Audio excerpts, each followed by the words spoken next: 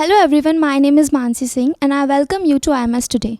Today we have a very special guest amongst us, Priyaranjan Kumar. He's an excellent author. We welcome you, sir. Thank you very much. Sir, what inspired you the most to write this book, The Tales of Sales? See, I've been in the business for 20 years, and I've worked with close to 5,000 people till now. And this book is actually a story about those 5,000 people. And the best way, what I thought that I should share my experiences with everybody else, mainly graduating students and early stage professionals, is through in a shape and form of a book. However, I also understand that today's generation has got a very low attention span. So I wanted to write something which people will be able to read easily, because a lot of people are light readers or they're non-readers. So very difficult English, very high level of management principles actually puts off a lot of readers. So I wanted to put this in kind of a story format, because stories are very simple, right? I mean, story, we always remember what happened 20 years back with a certain incident or a certain story that we had heard. All of us have our childhood stories.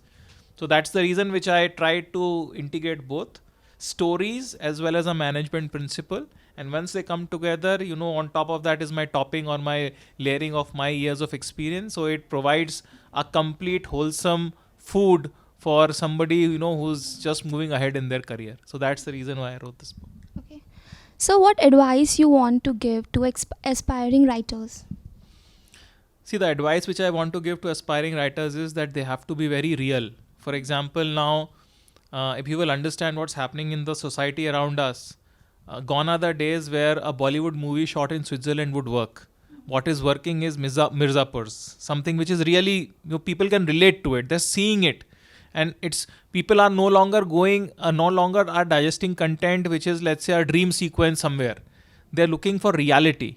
So anybody who has to connect well with the audience has to be real. They have to show what's happening, what people are in the real life, story about real people, real stories, and no imaginative stories. So I think my only feedback suggestion to budding writers would be real, make real stories come to life, and people will like it.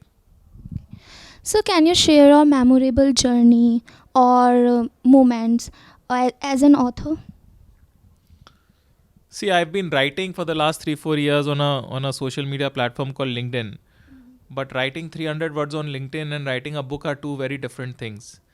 So I remember the first time I started to write, and I wanted to write about a couple of pages. I was not able to write even half a page. It was very, very difficult. When you are writing something which has to make sense, which has to have coherence from first page to last page, still have a connection, but still be different in terms of as an output what you want the consumer, what you want the reader to take from it. So that was the very difficult part of how you translate those 300 words into a book which could make sense to a lot of people, and which would be in a story format and still very exciting and relatable and still a simple read. So I think that complete transformation, of an idea which I had, of few words which were there in my notepad, into making a story and into making a book, and then editing out so many things which I found that possibly would be irrelevant, thinking about how thick the book should be. A lot of people told me this when I was writing, that at least it should be 200 pages. But I was very clear in my head that, I want people to be on a flight, and within the flight, they should be able to finish this read. So it had to be about 100, 120 pages, and ensuring that the content of one story never went out of more than 6 to 7 pages. So I think the complete, the process of writing this was very, very exciting. But yeah, I've learned a lot as a human being, as a writer, while I was putting this book together. So I'm very, very thankful about the decision that I took. So, how's your experience at IMS Ghaziabad? Very, very impressive. Very, very impressive. I teach regularly at various IMs, the new IMs. I am teaching at IMI Delhi, IRMA, XIM Bhubaneswar, BIM Trichy. Yesterday I was in one more university. So the kind of infrastructure you have, special focus on undergraduate programs, because I think that is the future. So very, very impressive, very, very professional.